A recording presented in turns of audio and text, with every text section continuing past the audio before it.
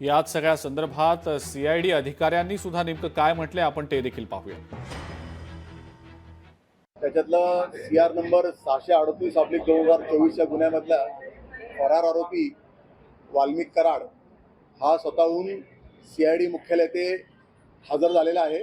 त्याला CID पुणे यांनी ताब्यात घेतलेला आहे। जुजबी त्याची थोडीफार चौकशी करून तदनंतर त्याला आम्ही आमच्या टीमसह तपासी अंमलदार जे आहेत आमचे बीड CID पथकाचे अनिल गुजर यांच्या ताब्यात देण्याकरता त्यांना रवाना केलेला आहे।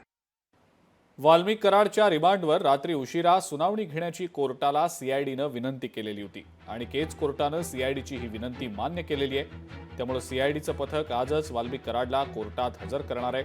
वाल्मिक कराडला सध्या बीडला नेलं जात आहे। केज कोर्टाकडनं सीआयडीची विनंती मान्य करण्यात आलेली होती आणि त्यामुळे रात्री 8 वाजता आता केजच्या कोर्टामध्ये ही सुनावणी पार पडेल।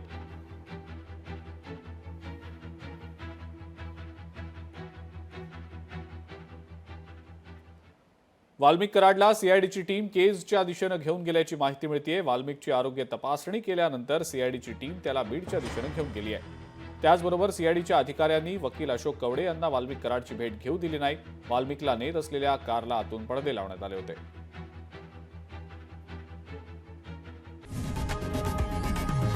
लोकशाही मराठी ऐका, पहा, जागरूक रहा।